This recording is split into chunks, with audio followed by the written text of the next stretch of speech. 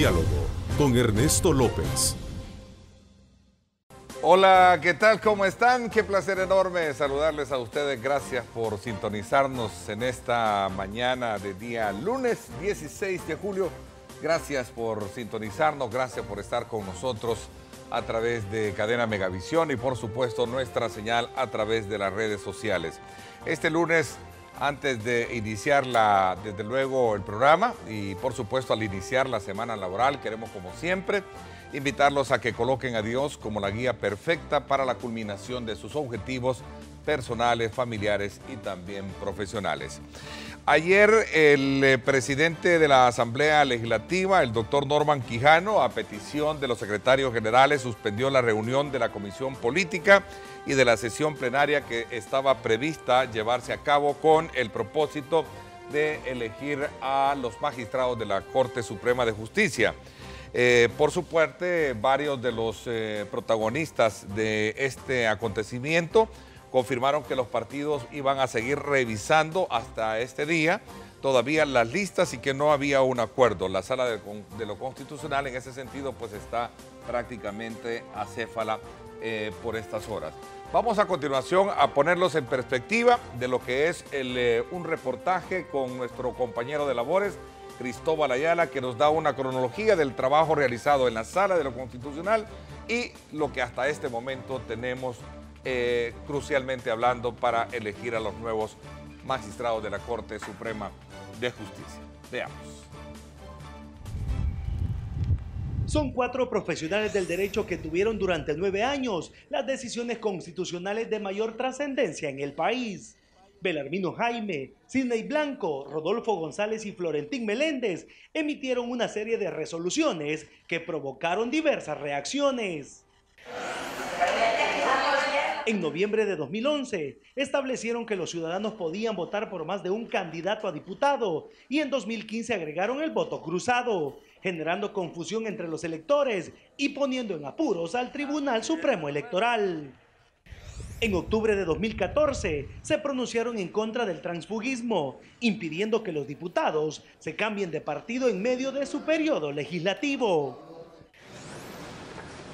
En junio de 2015, frenaron la emisión de bonos por $900 millones por el voto de una diputada suplente y después también suspendieron el ejercicio de estos diputados por no haber sido electos de la misma forma que los propietarios. En este mismo mes, declararon inconstitucional la elección de los magistrados de la Corte de Cuentas. Posteriormente, declararon como grupo terrorista a las pandillas, sin que esto haya provocado un mayor cambio de la realidad salvadoreña. En julio de 2016, declararon inconstitucional la ley de amnistía, obligando a que se reabran casos por parte de los dos bandos involucrados en el conflicto armado. En mayo de 2017, la Sala de lo Constitucional falló en contra del CITRANS, habilitando el carril exclusivo para uso general de la población, porque supuestamente afectaba el libre tránsito de los usuarios. 2 meses después, declararon inconstitucional la reforma de pensiones, aumentando el techo de compra de los certificados de inversión previsional. Y hace algunos días, resolvieron dejar en manos del Tribunal Supremo Electoral la decisión con respecto a la continuidad de Cambio Democrático y el Partido Socialdemócrata como institutos políticos. Para este domingo, se tenía previsto reanudar la sesión plenaria en la que se elegirían a los nuevos funcionarios. Sin embargo, el presidente del primer órgano del Estado informó que se pospuso para este lunes. Cristóbal Ayala, Cadena Megavisión. Bueno, ahí estaba precisamente un pequeño bosquejo de lo que significa el trabajo y el gran reto que tiene la Asamblea Legislativa.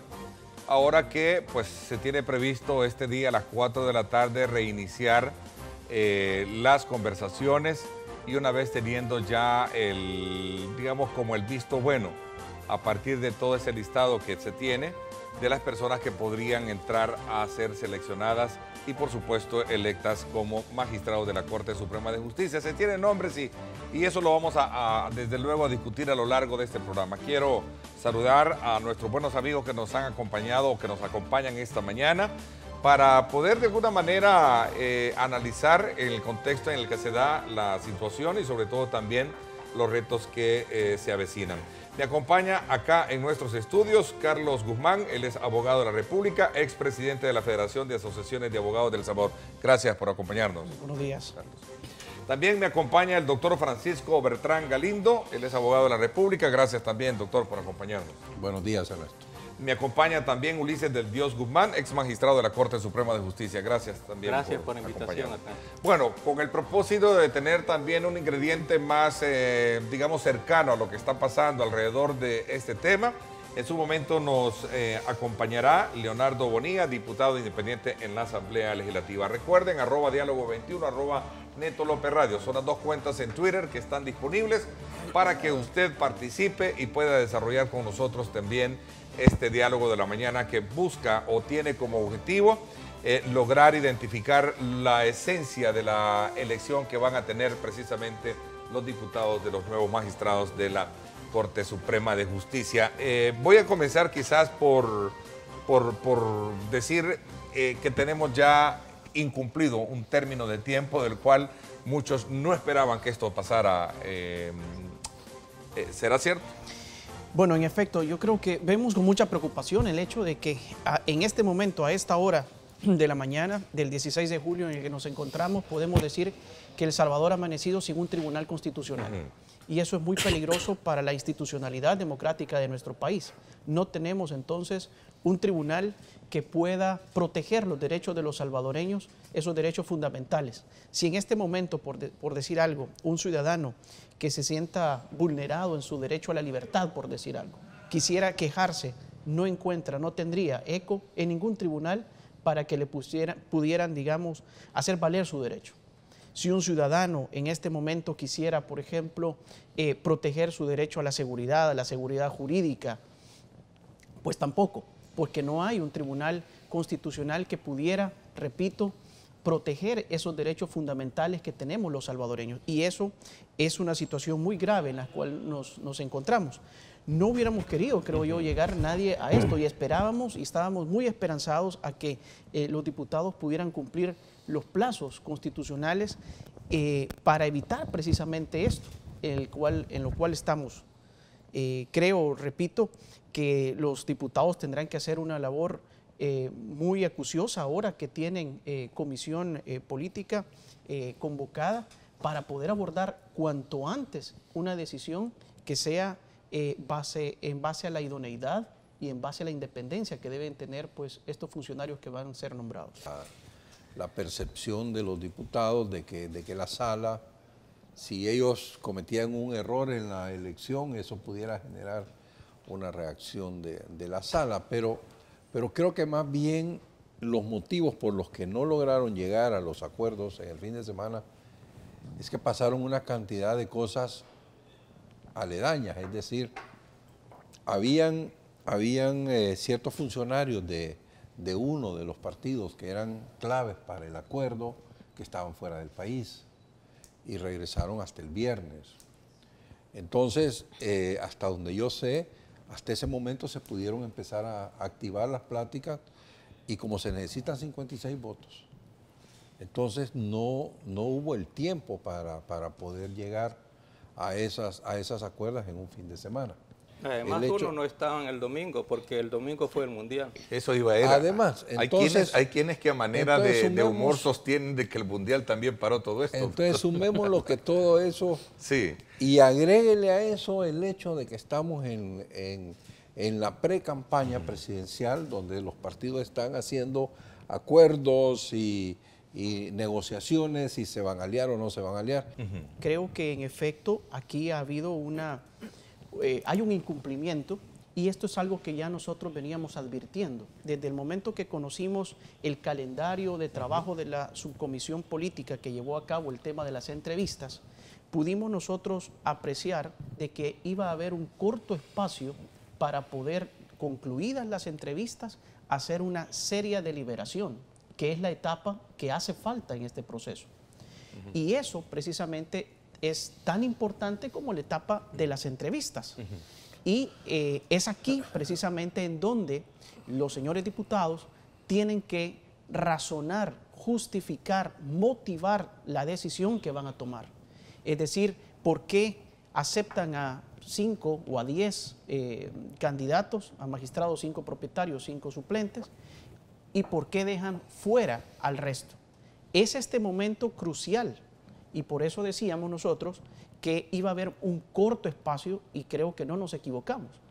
Hasta la semana pasada, el martes de la semana pasada, fue que la subcomisión rindió un informe a la comisión política y en ese informe únicamente iba, digamos, el resultado de las entrevistas.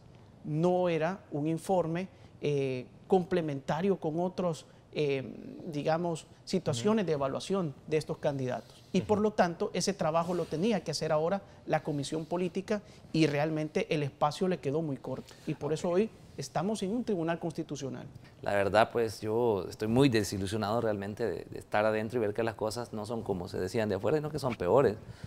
Hubo poca seriedad por parte de los demás diputados de las diferentes fracciones en el tema de elección de magistrados. Creo que tal vez no es que no se le dio la importancia, sino que ya sabíamos por dónde va orientado y lamentablemente... ¿Y quién se salva ahí? Porque tú dices que es decepcionante. Pues no puedo hablar, no puedo... Lo generaliza. No de nombres, hablo de partidos. Cuando tú dices quién se salva, no puedo decir uno. Claro. Nadie, o sea, nadie se salva. Y yo estoy en este barco, pues, es decir, si no hemos hecho una elección, pues soy parte de la comisión que debería hacerla y tengo la responsabilidad. Yo asumí esa responsabilidad y no quiero venir a despotricar, realmente no es mi intención entrar a la Asamblea Legislativa a desestabilizar la labor de este órgano de Estado. Realmente yo iba y voy en función de dar mi mejor esfuerzo, pero creo que a los partidos políticos no les interesa. Ahora, no es que no les interese la elección. Primero, que lo que se ha dicho aquí yo creo que es muy cierto, que se buscó elegir hasta último momento. Bueno, ya las interioridades yo no las puedo saber, pero está claro y coincido que las entrevistas no pueden ser el elemento que nos permita decidir. Creo que al desarrollo de la entrevista, en parte por el tipo de preguntas que se hicieron, creo que les falta profundidad y entonces eso nos implica estudiar toda la hoja de vida de los candidatos. Y yo sí creo que una de las cosas que debemos tratar de lograr es que no haya cuota en el sentido clásico, de 2 tuyos, 1 mío y otro del otro. Eso sí creo que es algo que hay que intentarlo por sobre todas las cosas, es decir, que en función de la calidad de los profesionales, obviamente hay un criterio político que filtra las cosas, pero que dentro de ese criterio político funcione la parte de la calidad profesional y moral de los candidatos. Entonces, creo que eso sería un mejor mecanismo que la tradicional forma de poner 2 de este, 1 del otro y el suplente, porque eso no nos lleva a soluciones realmente como los que creo yo que espera la sociedad salvadoreña. Y los diputados, con el respeto que se merece, pero no tienen esa capacidad como para realizar ese tipo de entrevistas y realizar ese tipo de diálogo con relación a la interpretación, aplicación, el dominio, los sentidos en que debe de interpretarse el derecho constitucional y el derecho en términos generales. También el hecho de que un conocedor del derecho, de la realidad misma también, en la parte pública y en la parte privada, tiene la experiencia, el dominio, y eso tampoco lo tienen ellos con relación al ejercicio del derecho. Es decir, ellos no son los idóneos para realizar el tipo de entrevista que se necesitaría. Entonces, el Consejo Nacional de la Judicatura no va a elegir del universo de abogados posibles, sino que solamente de los interesados. Realmente es un mecanismo que se ha distorsionado. Nunca se entendió en el Consejo Nacional de la Judicatura la gran responsabilidad que tiene de buscar dentro del gremio y proponer a esos abogados.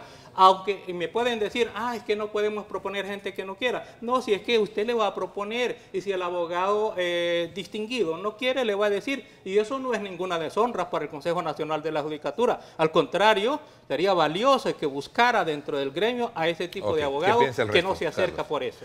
Yo coincido en que definitivamente el sistema está desprestigiado, es decir, el diseño del mecanismo de la elección de magistrados a Corte Suprema de Justicia lamentablemente está desprestigiado y por esa razón no han llegado y no llegan en muchas ocasiones las mejores cartas del gremio de abogados para ser sometido a consideración de la Asamblea Legislativa a magistrados de Corte Suprema de Justicia. Por eso nosotros hemos insistido en muchas ocasiones en que debe de evaluarse y rediseñarse probablemente este mecanismo, incluyendo mejores filtros, no solo mejores filtros, sino que también mejores mecanismos de participación del gremio de abogados, en el cual podamos identificar realmente a los mejores colegas que tengan, dependiendo en el momento que se deba de elegirse a la Asamblea Corte Suprema de Justicia, las capacidades idóneas para el cargo que van a ser sometidos. Por ejemplo, en esta oportunidad estamos eligiendo a 4 magistrados que van a la Sala de lo Constitucional, es decir, preferentemente deberían de tener conocimientos en esa área muy especializada del derecho. ¿Te sentiste cómodo tú en tu primer línea de fuego en esa subcomisión para buscar elegir personas de tan importante cargo para la vida institucional de este país? ¿Te sentiste cómodo? Cómodo con el papel que iba a desarrollar, sí, porque sabía lo que iba. Cómodo con el trabajo del grupo, no, definitivamente no me generó confianza como para poder interactuar con los demás colegas y decirles, miren, esto está mal, sabiendo yo que al final de cuentas tus palabras pueden ser interpretadas como despotricar contra tu mismo trabajo o compañeros. Yo esperaría que no, yo esperaría que no, y no es mi intención. Cuando el doctor Norman Quijano dice, en la medida que Leonardo gane experiencia, será más prudente en sus palabras. Bueno, esa interpretación tendría que hacerla yo en base a qué tipo de experiencia se refiere, porque no sabía a qué tipo de experiencia él se estaba refiriendo. Y pues bueno, obviamente soy un diputado nuevo, pero eso no significa que yo no sepa qué es lo que quiero ir a hacer o qué es lo que debo ir a hacer. Y si no lo sé, hay un clamor popular que le dice a uno, queremos una sala de lo constitucional independiente, una Corte Suprema de Justicia independiente. Y en esa línea hay que hacer esto, esto y esto. Cosas que ya se saben, que ya están planteadas. Aquí se ha hablado sobre el proceso de elección incluso de los candidatos en la FEDAES y el CNJ. ¿Está viciado? Sí está viciado, hay que corregirlo. Pero en la Asamblea Legislativa también está viciado. Es decir, pero con cierto mire, objetivo de engaño para decir, bueno, estos son los que van a apedrear en este momento y después se van a hacer. ¿No va a ser así? No lo veo así. Mire, el problema es que dentro de los candidatos, por ejemplo, hay algunos que tienen características muy especiales puestas en sí mismas y que hace que la consideración de esa persona sea desfigurada en relación con el resto.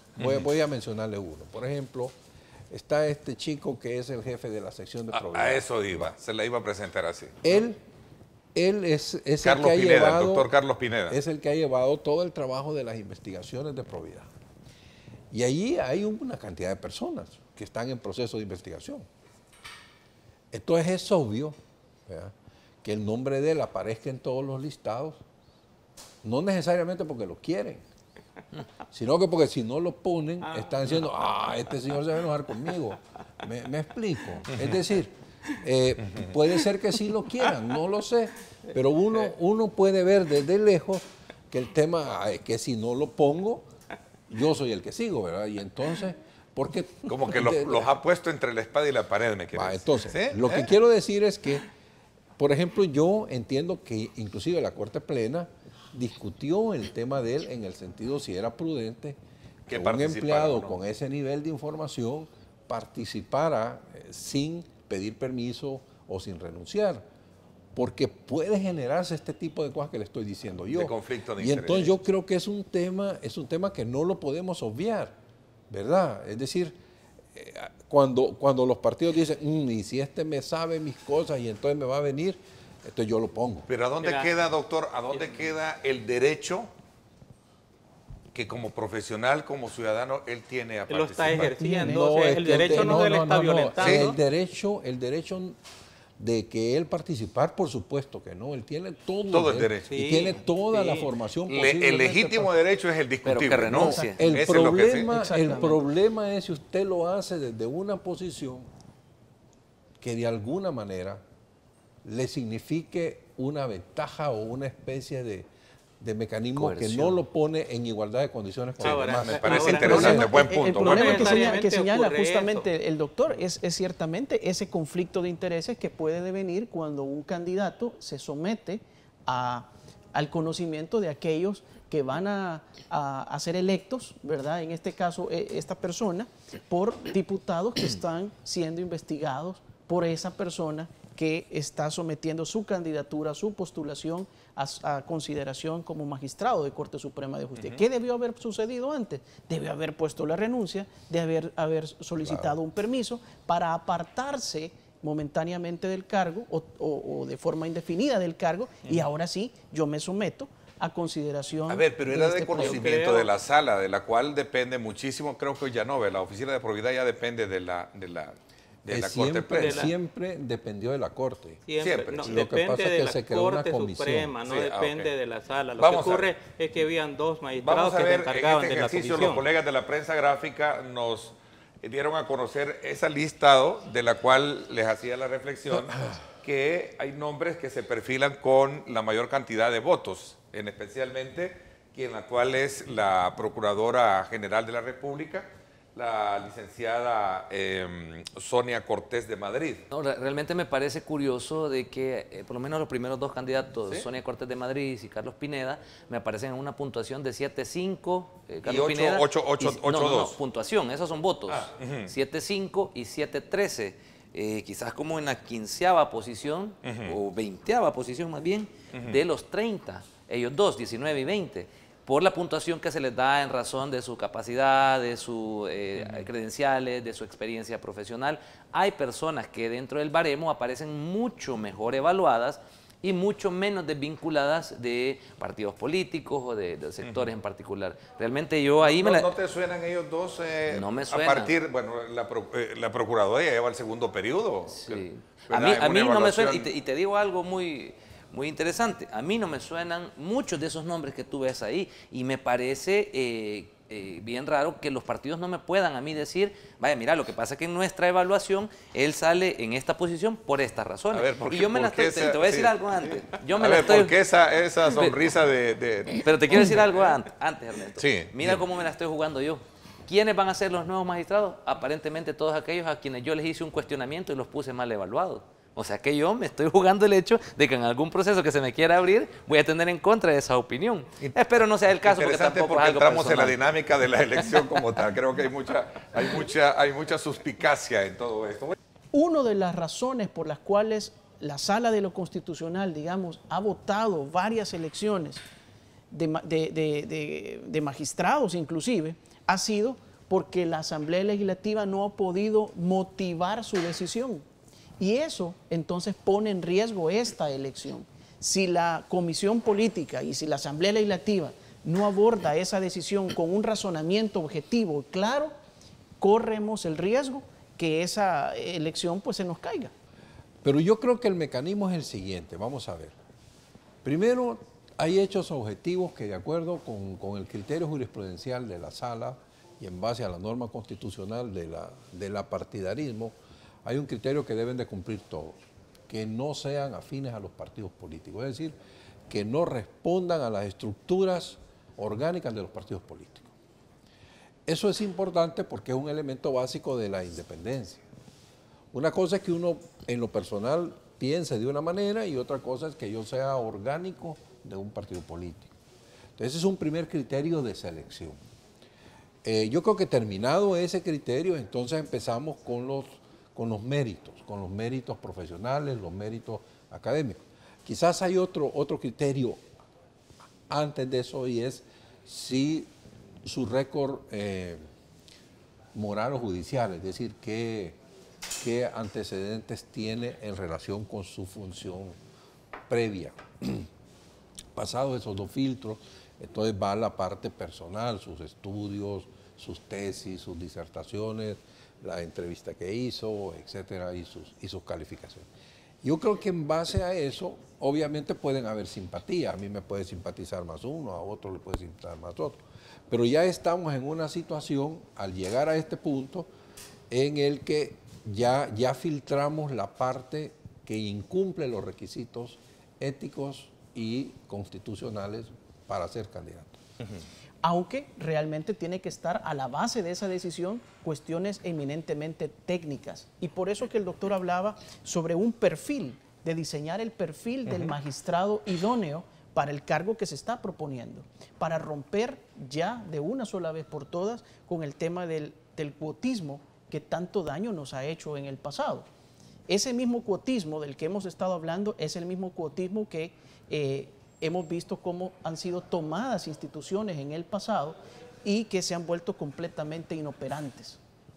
Que las decisiones de la Sala de lo Constitucional son políticas, bueno, tienen un impacto en la población. Desde luego que todo tribunal constitucional emite resoluciones y esas resoluciones tienen un impacto general, pero están sobre la base de una decisión jurídica que tendrán que desde luego ponderarse lógicamente en algunas ocasiones cuando son abordados estos temas, desde luego.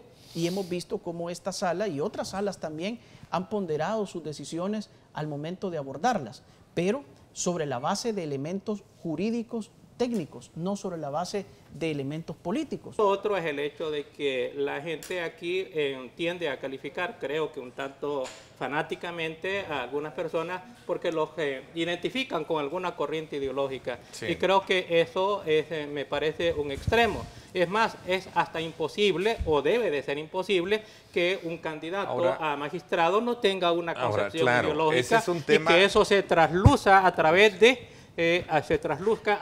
lo que dice en sus exposiciones, en sus entrevistas. Exacto, porque la ideología no necesariamente... Un comentario en particular que un partido haga sobre determinado profesional ya lo etiquetó automáticamente y entra a esa vitrina a la cual yo no quería entrar con los dos nombres, lo con la diferencia que lo estigmatizan, sí, por la estigmatización, y le atribuyen ahí los males del partido en los cuales probablemente no ha tenido nada que ver. Entonces ya le ponen un gallardete que me parece... discriminatorio, pero lo que quiero señalar es el hecho de que la ideología es inevitable. Sí, la ideología es que el sistema de ideas para interpretar la realidad y ejercer el poder político sobre la realidad para el beneficio de la sociedad y de las personas. Bueno, de modo tal que es inevitable que las personas tengan su propia ideología y los partidos políticos y los diputados no van a elegir, y esto en sanidad, a una persona que tenga una concepción ideológica diferente a la concepción ideológica de ellos, porque sería una contradicción. Pero ese riesgo existe. ¿Quién lo declara inconstitucional? Doctor Bertrand. De la sala y perdón por la imprudencia. Porque si bien es cierto, no esperamos que coincidan 100% con los que salieron, pero hombre, que de alguna manera la línea conceptual se pueda mantener. Sin embargo, el riesgo está, es decir, que con el mismo precedente que la sala puso, de que no es tan necesario estarse a lo decidido, entonces nada quita que la nueva sala, cuando tenga que decidir sobre sí misma, si fue bien electa o no fue bien electa, lo cual, dicho sea de paso, los pone en un gran problema. Pero debería ser electa ya en la oficina privada, como se hizo la anterior, decía un televidente. Exacto, es decir, yo creo que ese tipo de cosas... Aquellos que no estuvieron en lista, doctor, perdón, eso yo comprendo la parte formal en cuanto a que la decisión es de los diputados y formalmente, y finalmente así es. Pero es obvio que en el proceso previo hay una cantidad de acciones que tienen que ver con la sociedad civil. Creo que juega aquí un rol importante la sociedad civil. Me parece que en adición a eso, el tema de los criterios que ya están definidos deberían respetarse, y para mí deberíamos tener una elección de 5 magistrados y sus suplentes que cumpla el principio constitucional de capacidad y de divergencia en las escuelas jurídicas para que estén representados todos. Eso a veces se ha interpretado que tiene que ser diferencias de pensamiento político. Puede ser que el pensamiento político signifique diferencia en la escuela jurídica. Yo pienso que no hay necesariamente una vinculación 1 a 1, pero el punto es que sí deben estar representadas las escuelas jurídicas de pensamiento, y en ese sentido el siguiente requisito es honorabilidad y conocimiento.